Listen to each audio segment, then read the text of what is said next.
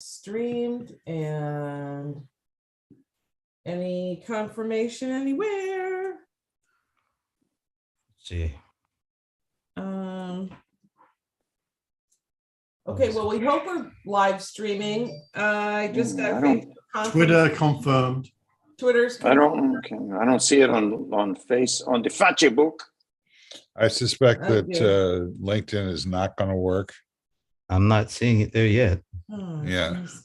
No, we're going to move forward. Okay. Are they taking an early holiday? No, they just I think because of the month change, they like automatically or reset it, something. It's which ridiculous. is automatically stupid. Yeah, it's automatic. That happened to me as well on Restream. They reset. I had to redo it just now. Can you want to walk through that? No, they're not going to have the show this week. Yeah. All right. Keith, if you want to, I don't think it's going to be an easy fix. I don't see it on No, Facebook I'm sure either. that it needs to be You don't see reset. it on Facebook? No, Was it a Is that- restream thing? is that only me? I thought I got a. I think it's only you. I didn't get any The notification. only one missing Oh, is I see it. I got it. Yeah. It's on Facebook. Yeah. Keith, is it an easy fix on Restream? you'd have to stop the stream. Oh, We'd have to log into Restream and basically re-authenticate the LinkedIn. no, we're not doing that. Okay. That sounds pretty extreme. All right. So we're not doing that. Bye-bye LinkedIn for today. Okay. Places, Like that. everybody. All right, we're ready. Hang on. Okay, go ahead. And we're gonna go, mute is off. And we're gonna go in 3, 2, 1, and Hi, Steve Gillmor here. This is the Gillmor Gang. Joining us from London is Frank Radis. Hi, Steve, Tina, and the gang. Hi, gangsters. hey, Frank. And the end of the lower third. Thank you. About 7 seconds is what we need. Okay, From I the can framework sing of you like some more if you'd like. I'll sing That's sing all you a right. tune. pass. I'll try not to sing out of key. I get Another fire sign reference. Yes, by the Beatles of comedy. Okay, the framework of Massachusetts Representative Dennis Pombriant. Welcome.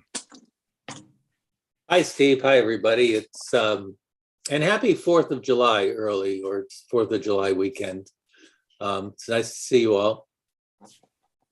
I'll second that emotion. I think the 4th of July weekend is a wonderful time where not just me or you, but everybody slows down just enough that they can survive the onslaught of news and bad vibes coming from the rest of the universe. Well, hopefully the rest of the universe slows down too, and we can Yeah, well, take a that's what I mean. breath. Exactly right. From Palo Alto, California is Keith Tier. Welcome, Keith. Let's make America Britain again, of course, is the Yeah. slogan for this weekend. NABA? I might sign up for that. The Queen would become the head of state. How would that feel? Well, at least we'd know who was the head of state. You know, here in England, what you call a queen in the United States is a king here. That's actually a bed. It's a Gotta be it's a careful bed here. thing. No, it's a bed thing. You go buy a bed. There is no queen size bed. It's a king size bed, but it's the size of a queen size bed in America. So your queen is our king. Thank So you. you have no equivalent of a king size bed? No, it's called a super king. A super king. Yeah. Good to know. Yeah, go figure. Everything is bigger in America, Frank. You know. Yeah, it certainly is. That's what she said. And I- Okay. Frank's Oh, been Good to laughing see at you that joke screaming. since he was. Frank's been laughing at that joke since he was 14 years old. It Yeah. never gets old. Why stop or now? there or thereabout. Yeah. okay. The guy that just said, why stop now, is Brent Leary. Welcome, Brent. I have adorned myself with a festive Ooh. holiday Rams hat, but I'm actually going to wish everybody a very happy Bobby Bow Day today. Today is Bobby Bow Day. That's Bobby. rather does that mean? bodacious of you. What's Wait a minute, you guys don't know what Bobby Bow Day is? No. Correct. Dennis, I know Dennis, you know what Bobby Bow Day. Really? No? Okay. Well, you know who Bobby Bonilla is. What? You guys are so un-American, I tell you. Anyway, This Can you so conspiracy explain to get you any to of these talk. references? Bobby Bonilla is a former baseball player. He played several years with the Pittsburgh Pirates alongside Barry Bonds. And then he was like, I think he was the first big time free agent, signing. And he ended up signing with the New York Mets. And his contract, now this is like in 92, 93. He has a contract that is still in effect in which he gets paid $1 million every year until the year 2035. What And a deal. he gets paid every July 1st. He gets $1 million. That's why it's Bobby Bow Day today. Wow. I Celebrate thought that day, was too. I thought that was like some pig Latin thing you were saying. All the Bobby Mets Bow fans Day. know exactly what I'm talking about. Oh my God, $1 million a year for So he'll nothing. be, but when his contract ends, because I believe he's 59 and he's got 13 more years to go. So he'll be getting paid until he's 72. Woo. I wish I could have got one of those kind of contracts. Oh man. No Nice kidding. work if you can get it. That's a pretty damn. He hasn't good played in over contract. 20 years, but What a deal. And rounding out the team, the disembodied voice to my left is our producer and director, Tina Chase Gillmor. Welcome. Oh, okay. Hang on. How do I do this now? You turn the camera on. Oh, that's what I do. how do you embody Hold yourself? on. And There you are. you say hi. Hi, everybody. Hello. Good to be here on this. Well, here it's a really drab Friday in right outside of San Francisco. I don't know. I think Keith's probably got better weather where he is. We've got great weather. It's beautiful. Okay, are we done with the intros now? I Well, think we're I think the state of Washington has not been introduced. Yeah. Oh, so the guy that just said that is Michael Michael. Markman. Michael Markman. Rochelle. Pop quiz of the 56 men who signed a declaration declaring that all men are created equal. How many of them owned other human beings? 42 or 41 or something like that. 41. oh. Do I get anything happy for July getting that right, 4th. by the way? Yeah, you get a prize. You get the prize. I feel like I should get something for knowing that. I just heard somebody just mention that on the news. That's why I knew that. Brent definitely gets the gold star of the day. We're doing this. I think that is Brent and Michael acting as our video clipping service. Mm. What? I think it has a little more import than video clip. Yeah, it's a broader media group than just video. I agree. Okay. So Nothing happened. let's make it shitty Supreme Court rulings for 10, Alex. Anybody want to start? So yeah, sure.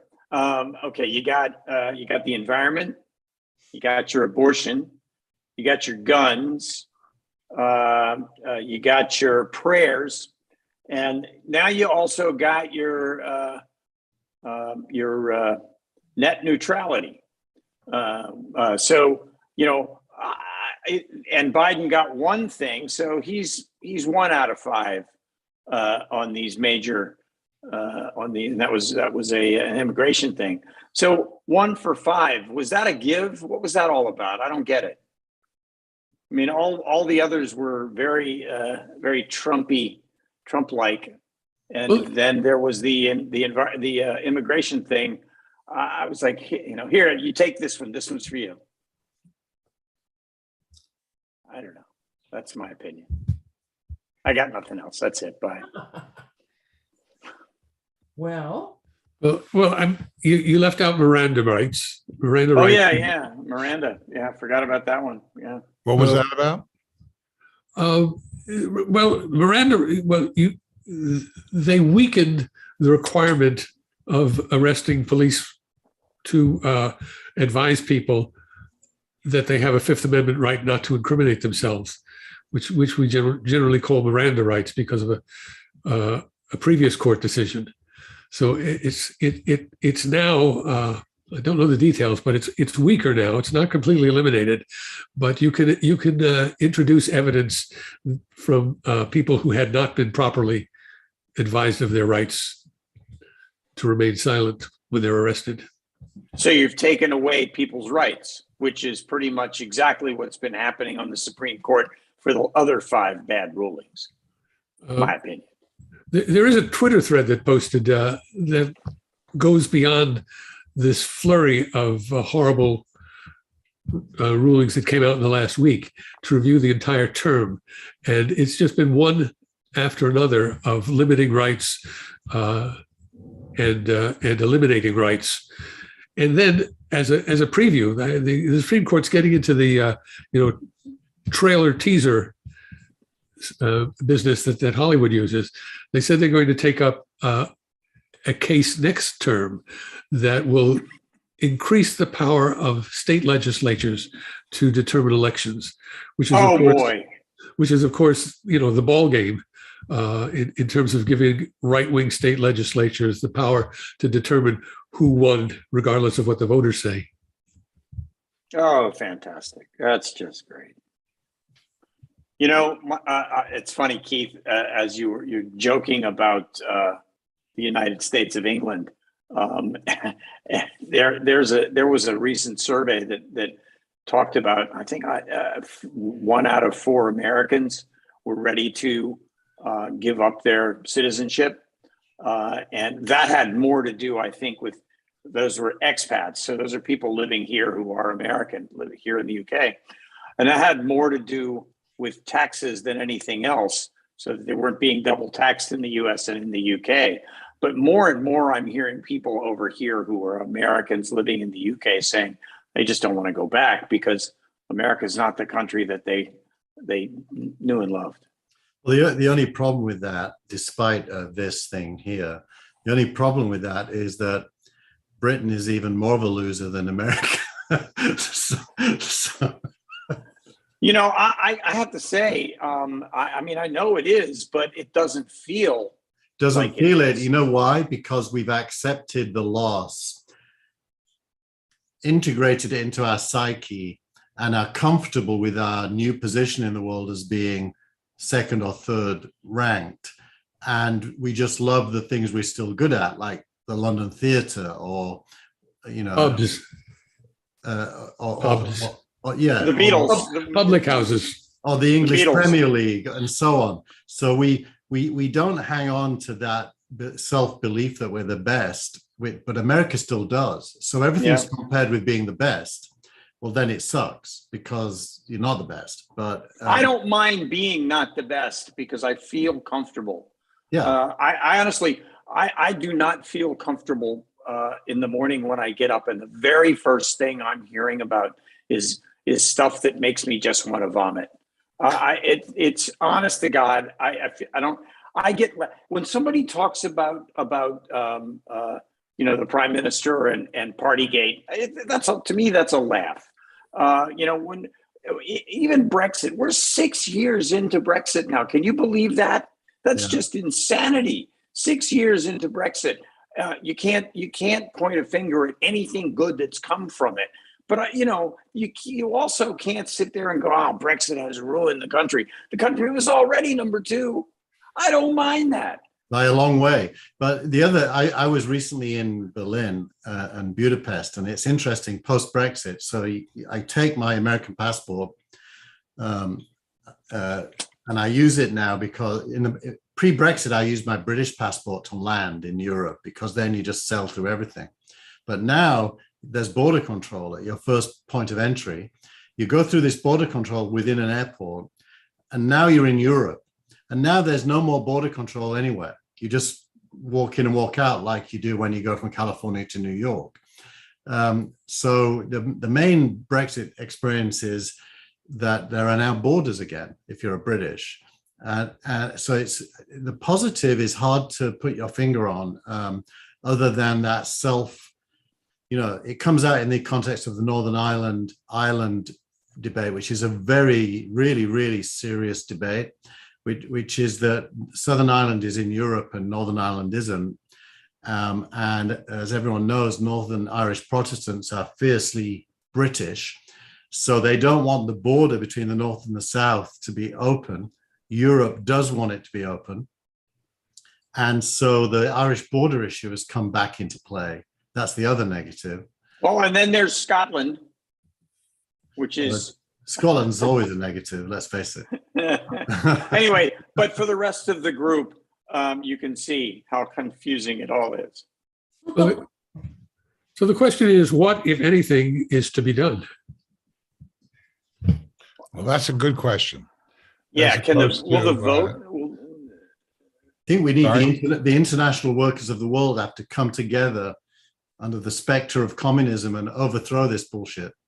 Okay, everybody else. Keith used the ism term, so everybody else takes a drink. Or the C word.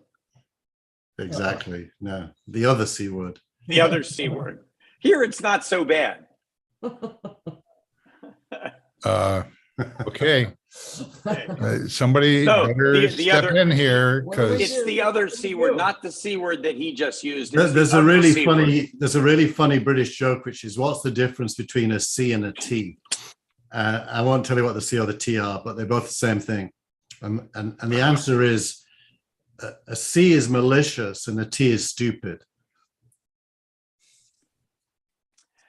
Alrighty then. I think I'm very lucky not to have gotten that. Okay, Dennis. Yeah, because I did. Brent left. We're not talking about NFTs, Brent. Oh no, I'm sorry. No, that's Dennis. That's Dennis. Anything you want to step in here with about the glut of bad news? I'm kind of glad that that news is so bad. I think it brings home to the Democratic Party that they've been playing checkers against chess playing GOP for a long time. It's focused on the fact that the Democrats really thought that they had things locked up with an administrative state and with a more or less patriotic Supreme Court. And the tables got turned pretty quickly just in the last 6 months. What it should tell the Democrats or a successor party is that they need to organize, they need to get power through the ballot box, and they need to pass legislation. They can't rely on EPA doing its job regulating because the court ran a torpedo through that vote, and just in general, I think Democrats have, for too long have done almost nothing because they couldn't organize, or they couldn't. They tried to game out too many situations. They tried to say, well, if we do this, what if they do that? Well, you can't. You got to put a stake in the ground and take your lumps and fight like hell. And those are things Democrats used to know how to do. And to the point that we now have a liberal, a progressive fringe of the party that still thinks defunding the police is a good idea. Defunding the police was such a stupid thing, and it turned so many independents against what should be a good legislative package that the Democrats wanted to promote, and that's gonna hurt in October, in November. What Democrats have to get what their part of shit that together. package was called for defunding the police? It doesn't matter. It doesn't matter. The fact that it was out in the ether, it was out in the political milieu. I disagree with that. I think that it's much too broad a description of what Democrats do and what Democrats don't do. I'm only using it as count one votes. example. Count votes. Democrats, where they control the House, passed a very progressive set of laws. Democrats do not control the Senate, and they can't pass those laws. I mean, it comes down to counting votes. When you have a 50-50 majority and 2 of your 50 don't want to reform the filibuster, you don't have control of the Senate. Well, do you think the coming election is going to give the Democrats significant control of the Senate? I don't know, but if it I do. doesn't, I know. if it doesn't, we're in very deep doo-doo. I think the Democrats have this week coalesced around a message of give us 2 more senators. I hope it's more than 2, and it seems to me that's a good message. And I think that I think they can campaign on it, and I'm hopeful. And some of the recent polls indicate that the Democrats will do very well in the Senate. We'll see if it holds up through. We'll see if it holds up through November. But right now, Democrats are in pretty good shape. I think what you're describing is typical Democrat stupidity. 2? There are 20 GOP senators up for re-election. Why aren't we? I know that. And I expect it will be more than 2. But the point is, in terms of counting votes, in terms of counting votes, what if it's 1? What if it's 1? What if we just don't aim high enough and we get 1 instead of 2? How good is that? Not good at all. It has to be at least 2. I'm hopeful for 4. Then it should be 20. It should be 20, but the fact is, you count votes, and when you get 2, you get control. When you get 2, if you have 50 senators plus the vice president willing to carve out sections or totally eliminate the filibuster, then you can get things done. So you need the 2. I hope you get the 20. This is exactly what I'm talking about. I'm talking about the Democrats playing small ball when they need to play big. Just a minute. You don't campaign for Senate nationally.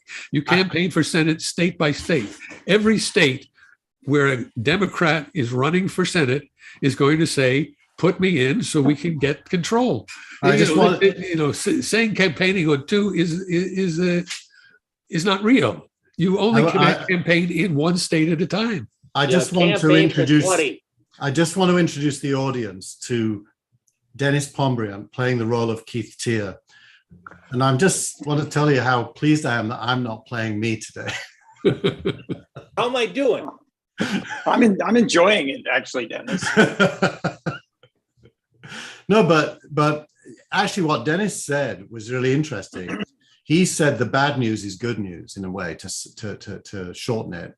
And I think this has mainly been potentially a good news week for the Democrats.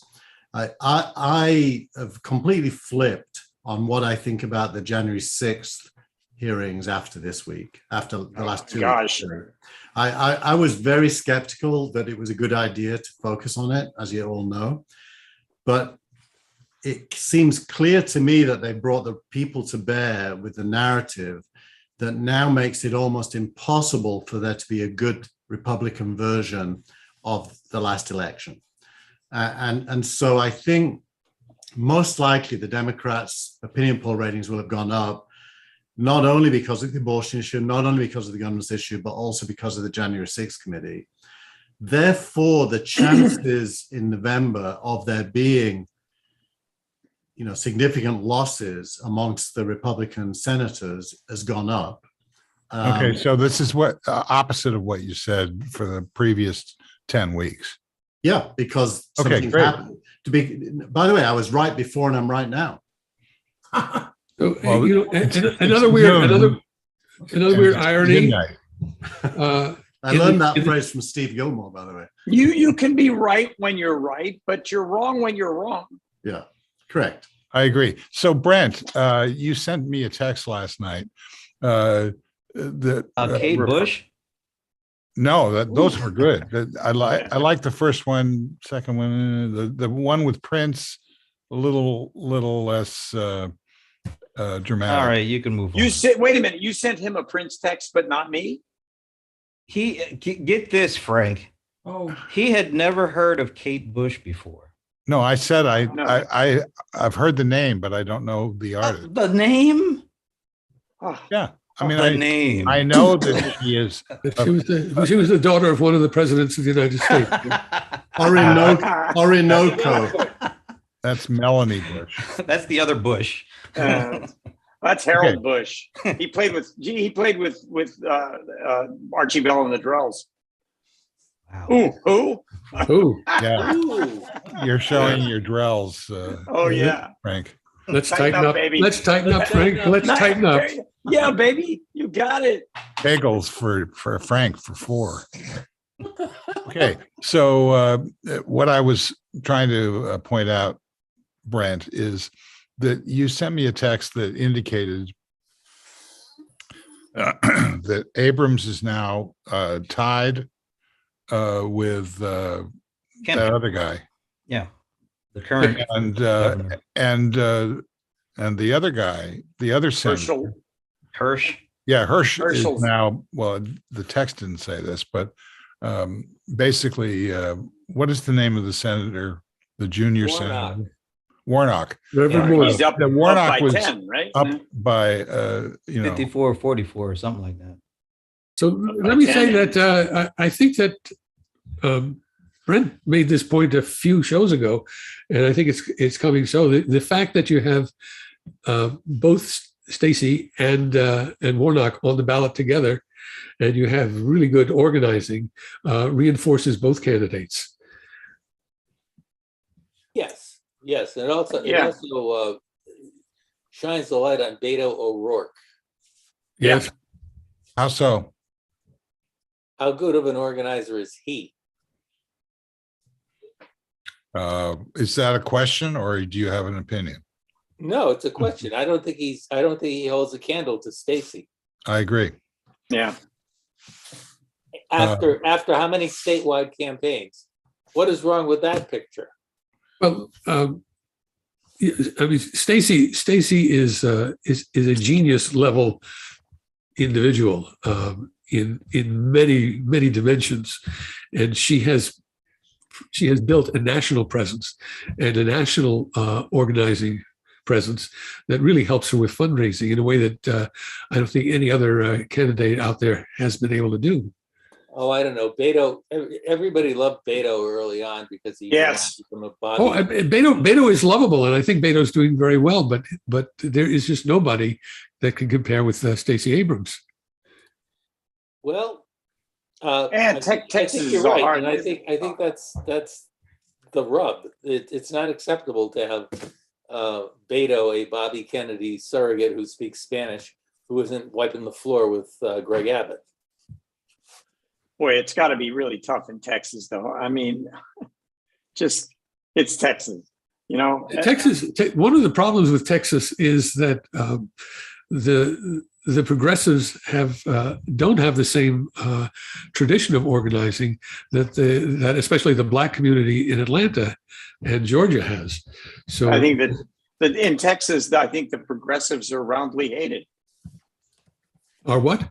Well, there's Hated. an enclave in Austin and then there's the rest of the state. So Yeah. And there's much lower voter participation in Texas. So I think Beto starts out in a deeper hole. Can I step back for a second, and Steve, and call a poll on about whether or not we think. If you want to follow the orders of the producer, yes, go ahead. Well, I saw that because she sent me a note. It says call the poll, Frank. I would like to know if people think that the Senate is going to gain 2 or more seats. The Democrats will gain 2 or more seats in the Senate. That would be the question. Will they? Raise your hand. Okay. Will they? Won't they? What Raise your hand. what do you mean with your hand up? Will, yes. If you think that What is the your Democrats- opinion, Frank? I think they will gain 2 or more seats. Okay. So that's my who else? hand up. This is how the polls go. Everybody has to vote. 2 or more hands. Okay, so that's 1, 2, 3, 4 say that the Democrats will gain 2 or more seats.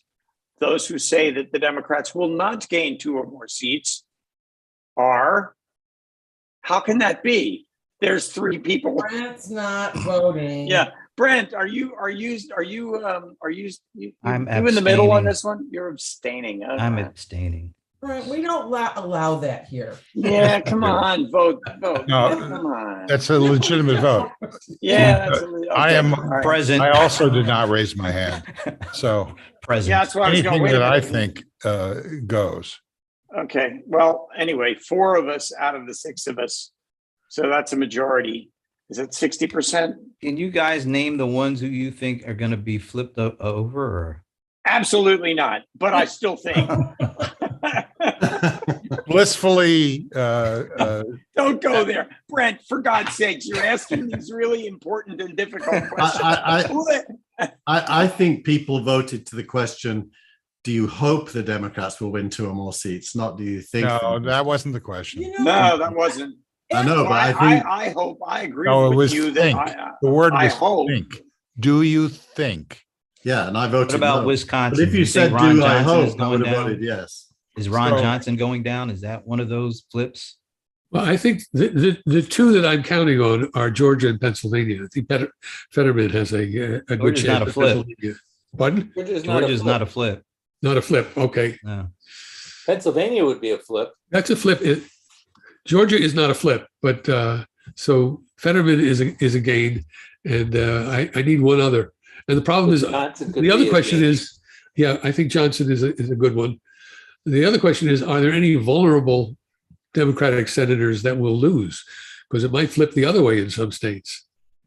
So my observation is, when Biden signed the gun law last week, and when the Democrats announced that they're going to try to legislate Roe v. Wade this week, and when Biden said he's prepared to suspend a filibuster for legislating Roe v. Wade, all of these are really good, but you wouldn't even notice they happened unless you were paying attention.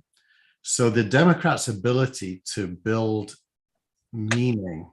I don't think that's true.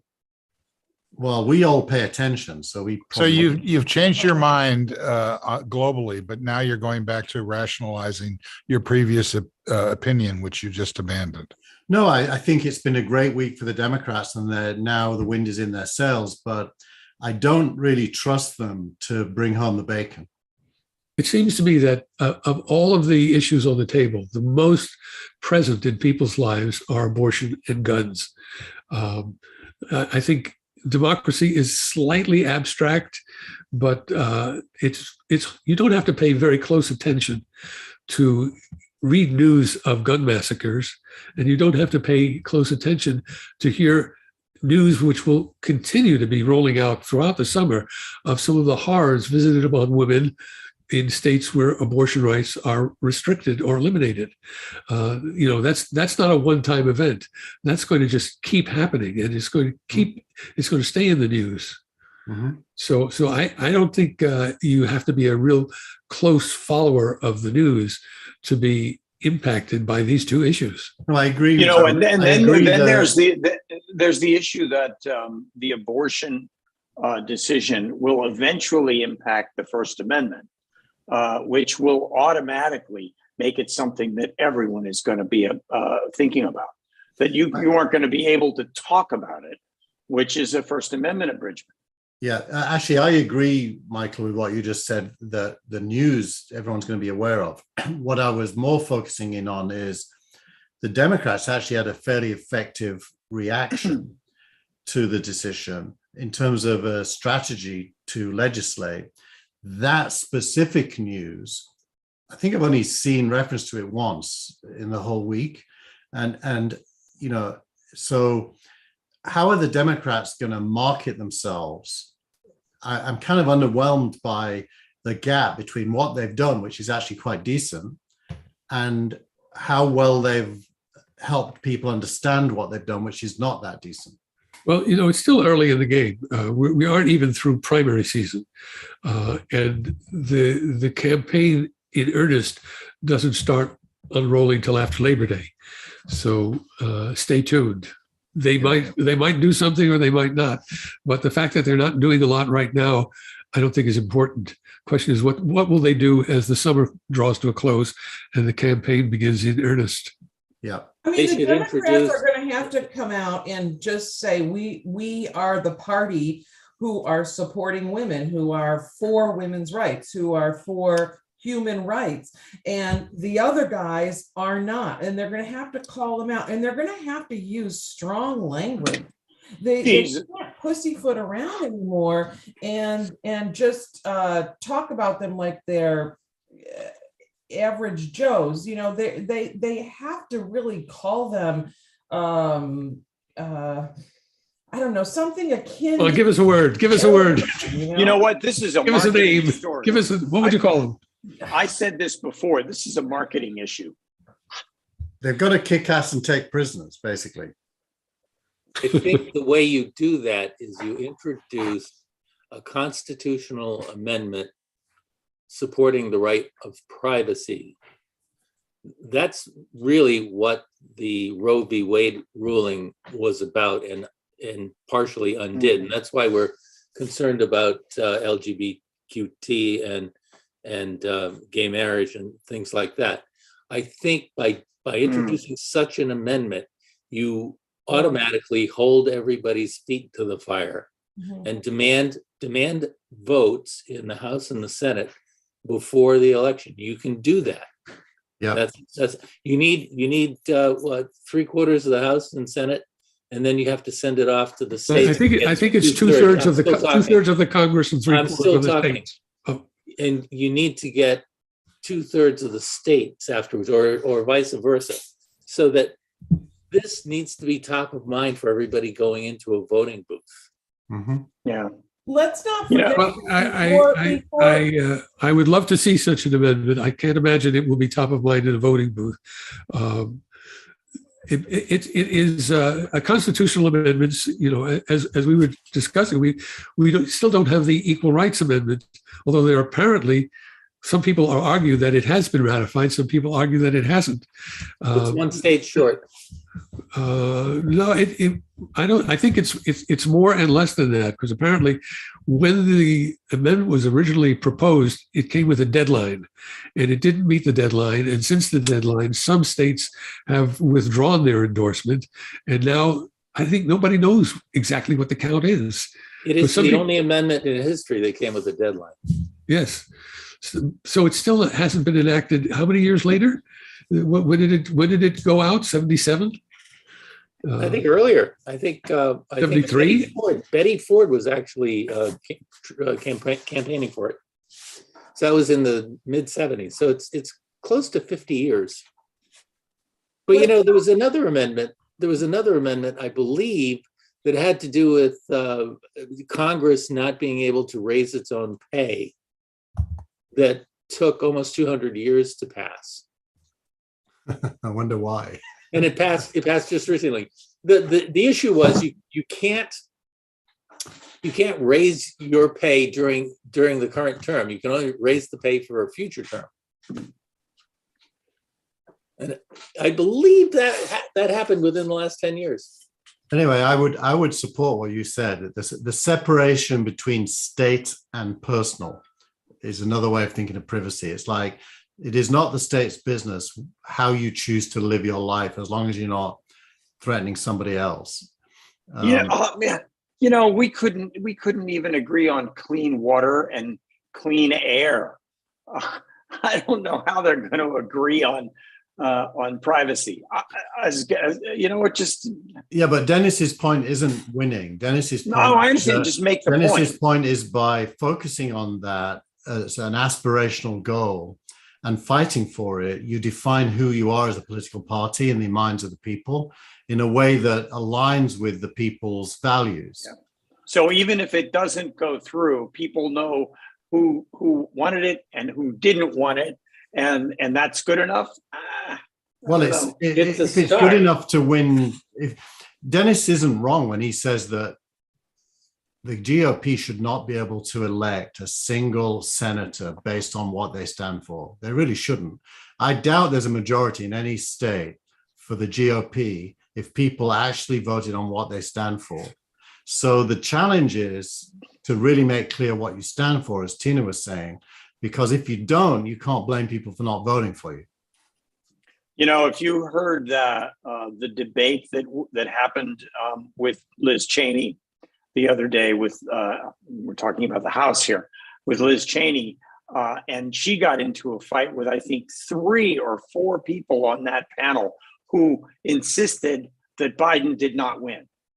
And at least one of those people is like 30 points ahead of her. It's insanity. Well, that's all. Somebody invoked the insanity clause. There ain't no sanity clause. Let's not forget that between now and when the campaign really starts cooking up, that there's going to be a lot of I guess like abortion atrocity news, and I think it's going to get clearer and clearer how devastating these this law is, and how it's affecting real people, and different in different situations. But I agree with Dennis that it cannot just be about abortion. I've always said that, because it's a kind of a losing ticket if you just focus on that. It does have to be about privacy, yet privacy doesn't instill that kind of fear. I think that the issue of privacy is a little bit abstract, and it's a legal term. It's important because Roe v. Wade and several other laws, including the rights to same-sex marriage and interracial marriage, etc., were all based on an implied or an inferred right to privacy, which is not explicit in the Constitution, but which the Supreme Court in several decisions says can be derived by looking at several of the articles in the Constitution and the amendments, that there's an implied right to privacy. And I think what Dennis is saying is we need to make that explicit, but it's still kind of an abstract level of reasoning. You have the right to abortion because there's a right to privacy. Right. And I think that you're not going to get a whole lot of people to follow the legal pathway that gets you from privacy to same-sex marriage, that gets you from privacy to abortion rights, that gets you from privacy to birth control rights. Yes. Even so, those of you living in California may have noticed that Gavin Newsom and several of the state legislatures are proposing adding an explicit privacy clause to the California Constitution. So the privacy issue is going to be on the ballot in some states. I don't know how you get it to be a national constitutional issue, because it does involve this kind of abstract legal reasoning. Yeah, I think you've got to make it more specific. You have to then define what it means, and I think it's the separation, just like the separation between church and state. It's the separation between the state and lifestyle choices. Well, that's gone down the tubes too. Yeah, but well, not really, not fully. Anyway, that's where it is. It isn't really about privacy as in you can't read my mail. It's in privacy as in you can't tell me how to live my life. And it's my decision. It's more specific than that. It's about the connection between privacy and the abortion rights debate is that women do not want the ability of their decision privately to be exposed publicly. Yeah. Yeah, but and to be governed publicly. Yeah, this is exactly. a But I'm just private, talking about personal decision. if they get. There are several laws being proposed in various states to not allow the criminalization of this issue, and that speaks to the same thing. Yes, and I think it also speaks to the fact that this fight is going to be waged on the state level as well as the national level. I mean, this is going to be an all-out campaign. We can't just look at who's going to be a senator and who's going to be a member of Congress. You have to look at state legislatures and governors. In many cases, for instance, in purple states, there are Democratic governors who are in a position to veto abortion laws proposed by Republican-controlled legislatures. So, this is an all-level, all-fronts battle that needs to be waged. Well, and of course, there are a number of judges in various states that are also already saying, no, this is not going to work here. Yeah, Florida, for example. Well, I think Florida has a right of privacy in their constitution. I think that that's one of the issues there. So if we do go after privacy as Dennis proposes, and I think as Keith proposes, does the platform have to be privacy equals this and bullet points and just drive these, privacy means a woman's right to choose. Privacy means LGBTQ rights. Privacy, is that what it has to do and just drill it into everyone's head? So that we start. No, I think privacy means what it means to you, and lacking privacy. I don't have to tell you what lacking privacy means to you, because you can figure that out. I don't know. I'm not sure that that's true, Dennis. I think it has to be spelled out for people. Well, I think it is kind of vague to people. Like Michael said, it's kind of an abstract issue. Some people are going to say privacy. What does that mean? People can't read my email or something. I mean, I think you need to trust the American people on this. Oh, I don't know. Think about how many of the American people out there are. The problem is that the system is rigged against the American people. A majority of the American people elected Hillary Clinton, but she didn't get to the White House because of the system. So you got to trust the American people. I disagree with that. She didn't get to the White House because of a tin ear about demeaning the people who voted her out. Look, yes. The deplorable we can get into the specifics. A whole lot more to do. We can get into the specifics of how her campaign went off the rails. But the fact remains, at a basic counting level, she got more votes and she got fewer electoral votes. Why that happened, I agree with you. She did have a tin ear in a number of respects. I don't entirely blame her. I do blame her, but she also was up against a really relentless press campaign. Somehow the anti-Hillary folks managed to get over on the New York Times to a frightening extent. If she lost her job through the New York Times as much as anything. The election was so close that the election was so close that you can put up a list of 10 or 12 factors, any one of which probably cost it. and I think tenure is one of them. But I think the anti-Hillary, the fairness campaign run by the New York Times to relentlessly focus on her emails. How did Hillary's emails become the defining issue of the campaign? Comey. But if you take it back to the core conversation that Tina was guiding us to, which is what does privacy really mean? Doesn't it just mean individual freedom from state observation of your personal decisions? Precisely. And because of that, there's going to be a bunch of propeller heads with AK-47s that think that it applies to them as well. There That's you really go. scary. Well, as long as Propeller heads with AK-40. Who would have thought propeller heads would actually be sporting AK-47s? Yeah. It's kind of scary. I don't know. I like that band. All right. So Tina, add to your list, say privacy equals gun rights. And then you'll get a privacy amendment. well, privacy is defining those things the state has no business caring about. Right. Privacy is also defined as how you worship. Yeah. So There's it's a lot funny. of people.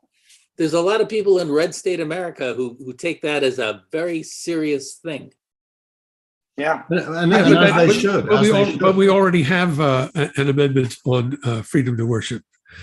Yeah, it's called the First Amendment. It's the Right. it's the amendment that was trashed by the anti-Roe v. Wade ruling. I know, but the right to worship is not derived from privacy. The right to worship is explicitly stated in the First Amendment. So I don't know why you connect it to privacy. The First Amendment is an amendment about freedom of conscience. It has been eroded in the last week. It also talks about freedom of assembly. By the way, just some comments coming in from Jim Armstrong on Facebook. He says the Democrats need to eliminate the filibuster. He says, yes, the Dems will get 2 or more seats in the Senate. He says, let Tina get a word in.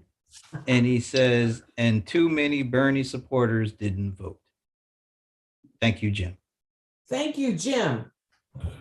Amen. Good word there, Tina. Yeah. That was That was 3 Frank. words. Come on. That was 3 words, wasn't it? Okay, that's it. No more. She's over her quota.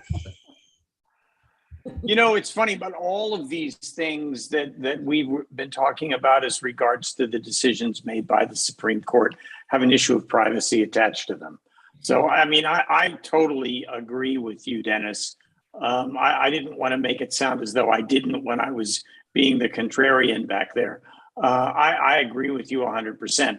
But I do think that, you can't really overestimate the American people. No, Shouldn't underestimate them either. one of the things I completely disagree with you, Frank. Okay. Okay. Look, the American people is an abstract. The way the world is set up, the American people abstract. It's not abstract what the impact of the January 6th committee. That's not abstract. You're right. That's the most palpable political force in this country right now. I agree with And that, it's but led let by me Liz explain what I Cheney. meant. Let me explain what I meant by the American people is an abstract. The American people expresses their will through voting, and voting is really screwed up because of gerrymandering in state assembly and state legislatures, because of gerrymandering in Congress, because of the Electoral College.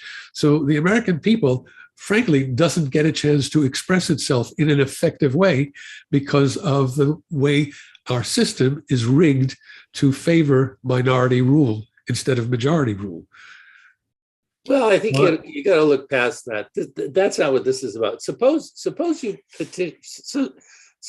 you position this amendment as a way to hit the reset button, because there's just as many people in red states that are tired of the bullshit as there are in blue states.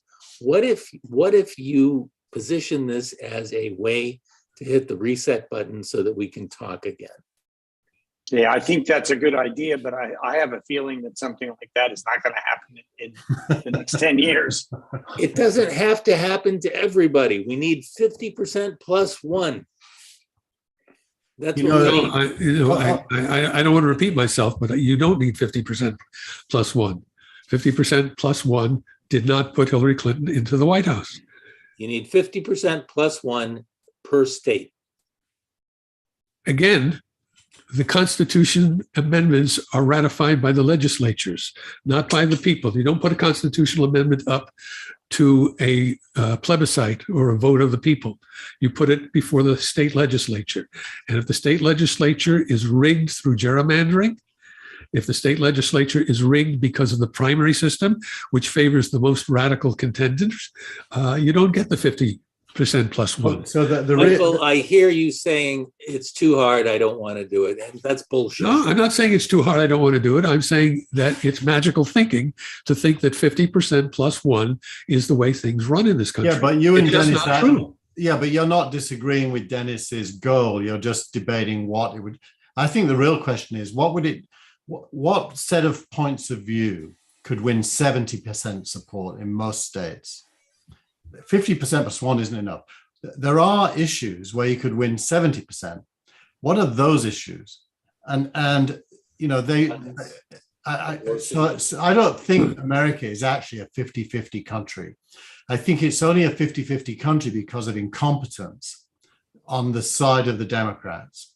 And so how do you make America a 70-30 country like it should be?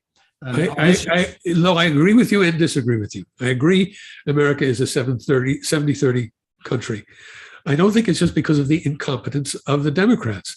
I think it's because of a rigged system.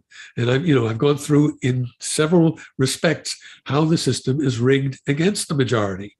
And that remains. So you need to chip away at all of those inequities so that we come closer to majority rule. Yeah, but the rigging doesn't work at 70-30. No matter how much you rigged it, you're going to lose big time. Sure. The problem is if you find a single issue that you have a 70-30 split on, and some of the gun safety issues are up in that range, people aren't single issue voters. So much of voting has to do with identification with a certain team and a certain mindset, and our people versus their people. That remains. Those divisions remain. Those factions remain, even when you find a common issue that 70% agree on. Will that change their votes? I don't know.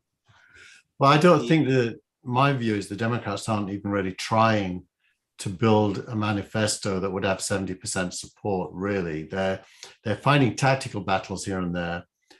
And it's hard for a normal person to understand what they stand for when they do that. And it'd be much better if they would, if they could connect the future of America, the American dream, and individual life to an agenda that they stand for. The chances that they could get way above 51% would be quite real. So you want to adopt Newt Gingrich's Contract for America? And do the Democratic version. I actually do think. Oh, I think that's very close to what we 70% of us on this call think is what you just said, Michael. Yeah, we can say that the Democrats are incompetent, or we can say that the system is rigged, or we could say that it's too rigged and needs to be rolled back to a point where there's an actual balance that reflects the will of the people. So let's talk about the Supreme Court. I mean, does expanding the court belong on the new Democratic Contract for America? Because whatever the Democrats decide to do, you have this super legislature that is dominated by a 6-3 radical right majority. And they're in a position to undo anything that the Congress passes. Impeach Alito. On the basis of what? I see that differently, Michael. I think I think the Supreme Court shouldn't be the focus of winning. I think the Supreme Court should be rendered as irrelevant as possible through legislative success and executive success, so that it becomes the court that judges the Constitution and nothing else, but that the legislation is so clear that it's impossible to judge it as unconstitutional. Look, when you have Alito going back to a medieval source who favored witch burning as one of his citations for eliminating abortion rights, there is no way of writing anything that is clear enough to prevent the Supreme Court from imposing their factional will on the rest of the country. Now, whether expanding the court is part of the manifesto or not, it needs to be done. Ironically, the power of the Supreme Court to review decisions based on the Constitution is not in the Constitution. There is nothing in the Constitution that gives the court that power. Marbury It assumed Madison it is assumed where it that all power in 1803. It's mind-boggling that all these textualists and originalists are relying on something that isn't in the text of the Constitution and wasn't anticipated in the Constitution. But you're making my point in a way. If it's as bad as you say it is, surely it's the wrong focus to try to fix that. The right focus is to try to render it irrelevant. We have I think three. That's true. I think you're absolutely right. If you expand the court, you're fighting a rear guard action because the other guys will just get more judges, and then you'll have the same problem with more judges. Instead, you have all of the ingredients, and I've talked about this before, for declaring that the Alito ruling was anti-constitutional, and for Who can do that? Who can do that? And for defining what anti-constitutional is, so that the rest of the court is put on notice that they can judge the constitutionality of laws, but they can't judge the constitutionality of the Constitution, which is what Alito's ruling did. Well, the problem is that the Constitution, being an 18th century doctrine, doesn't cover everything. So only by making inferences and deriving things and saying that if the Constitution says A and B, it must also mean C. Well, that's the role of the Supreme Court. And Actually, no. The Constitution has something called the necessary and proper clause in it. The people who drafted the Constitution understood the very beginnings of evolution. They understood that things change over time and that they could not see the future. So they built mechanisms into the Constitution that said you can adjust this thing, you can amend it. Rights that aren't enumerated in the Constitution are reserved for the states per the 9th Amendment. You have the necessary and proper clause. You have the interstate commerce clause. You have a lot of stuff in there. Yes, there are a lot of The issue we have right now is that the conservatives have said, we don't want that. We want to only read the text for what it is. And instead of saying, well, part of what it is we accept that this will evolve. If you go to the original Roe v. Wade decision, the court said as much. This court said that within the Constitution, within the gray areas, which is what the penumbras were that they talked about, within the gray areas emanate new rights. Well, I agree with that. I agree with that position. But the problem is we only know that because the courts have affirmed it. And when the court stops affirming it, what is the authority that says the court is wrong? There is no authority that says the court is wrong. Yes, there is. The court cannot conflict itself. The Roe ruling was a bad ruling because now we have chaos. We have two competent Supreme Courts that have made. I agree with your analysis, but who Let is? me finish. Okay. Let me finish. The appropriate and this is where the Democrats fall down, the appropriate response to Roe, to the original Roe, was to have a constitutional amendment outlawing abortion. Conservatives didn't want to do that because it was too hard. So they corrupted the Senate and packed the court. What the Dems need to do is to come back and to say that and to start a long overdue counterinsurgency.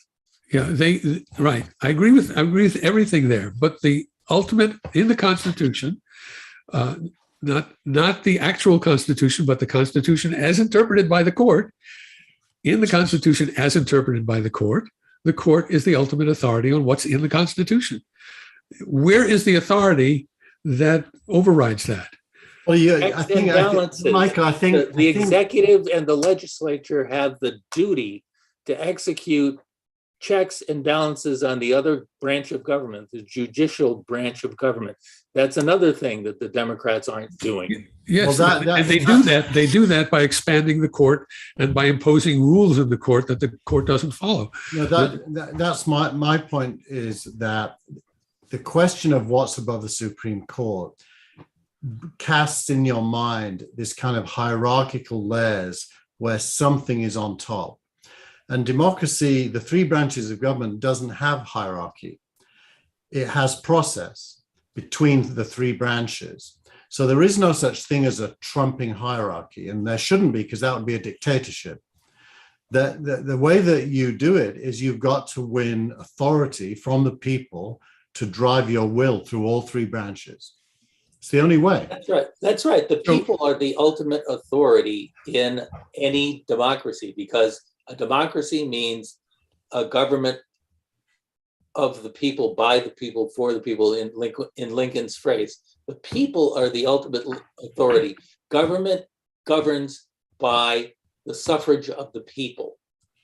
Very good. So that gets us back to July 4th and the Declaration of Independence, that a government gets its authority from the consent of the governed, that people have inalienable rights. The Declaration of Independence is an argument saying that the king is not in charge because people have the rights and the people are above the king. Yes. And in some way, we have to assert that the people are above the Supreme Court. Well, that's what I'm looking for is the way to do that. Chief, I think you'll be happy to know that the position you just described is identical with the position that AOC described when she was on the Colbert Show. Yeah. Yes, I saw that. Thank God for the Colbert Show. Jeez. No, it's not the Colbert Show. It's AOC. I love hearing Keith agreeing with AOC. I like AOC. I always did. I don't like. Okay, I don't want this to loop one more time, so it's going to stop now. Basically, I think the most important thing that has happened was Liz Cheney's speech at the Ronald Reagan Library. Fabulous. Yeah, and why fabulous? Because it was a large contingent of Democrats. Now, what's that about? I think what it's about is consensus forming in the center. I'm glad to hear you say that. Yeah. Right. My only objection to Michael's, well, I won't even say it because I don't want to get into the same argument again, but I'll say it very quietly, which is that I think. Okay, good. The only reason that I don't like the court packing ideas is it won't work and it won't happen. Yeah. Done. Yeah. Now back to our regular program. All right, we have seconds left here.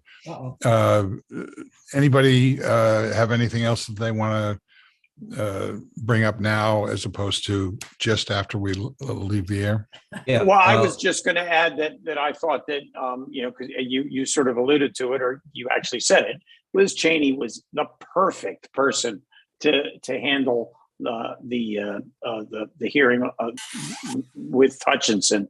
It just worked so well, and then to be followed up by that presentation was even bigger. And I think Liz Cheney has done a magnificent job, and I can't say any more than that. Okay, Um, anybody have anything else that they want to bring up? Yes, I wanted to bring up another comment from our buddy Jim Armstrong. Make Washington, D.C. a state. Bingo. 2 more senators. Yeah, that's why it's Make not Puerto gonna Rico happen, a by the state. way. Bingo, 4 more senators. Yeah, that's why neither of those things are going to happen. No, but Yeah, you gotta work with what you got right now. everybody's focused on what in England we call a stitch up. It's like, let's not fundamentally change what people think and elect the right people. Let's stitch something up. Well, to be quite honest, DC has been around since the beginning of the country, and no representation for everybody that lives there. Well, maybe it should true. become part of Virginia.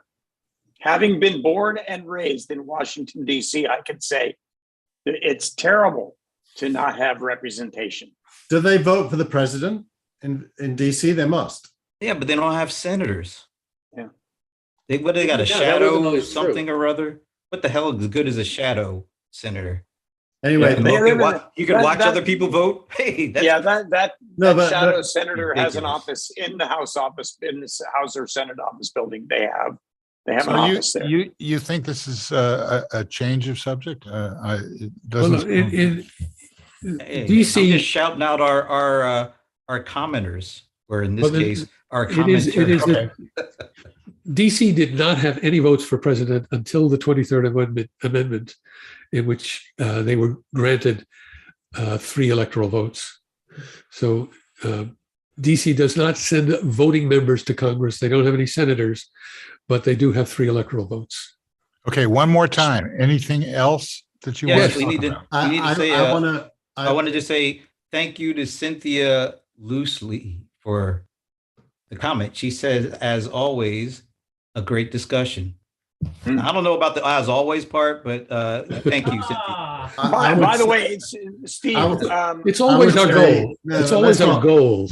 I would It's an say that was- aspirational goal. I Steve, would there say is that- something new. I have something new I want to mention because I think it's astounding.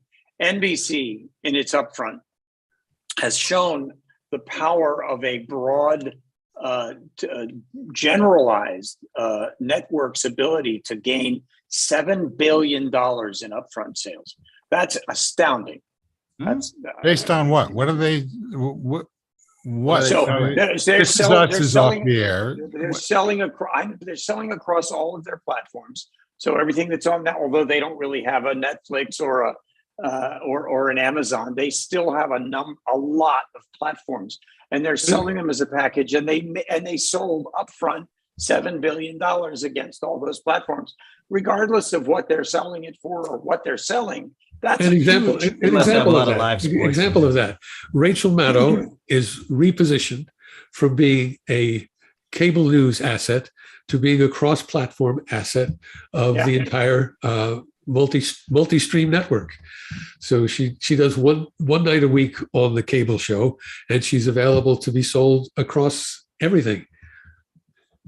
Yeah, I think the English Premier League, English Premier League rights that they have is more important than Rachel Maddow in that number. I was going to say live sports. Come on, now. Let's be honest. You know what? about And this. that's Live a good sports. point because Steve, Keith, you did make a point. I was thinking about that exact point that you made about the positioning of sports in the stream and the I've importance been making of that point sports for overall. a couple of years now. Yeah, Give absolutely. me the credit, you have. Frank. I You stole know what? Brent's thunder. Brent, But- actually, Brent, as you've been saying for a couple of years now, it's just, but it absolutely came to, it made me think. I didn't think much about it because I'm not the hugest sports fan out there. I saw one live football game with Keith in the last 4 years, maybe 5. But it was awesome, right, Frank? Oh, it was phenomenal. I had the greatest time, but it was one. And I haven't seen a football game in person since the Washington Redskins were called the Washington Redskins.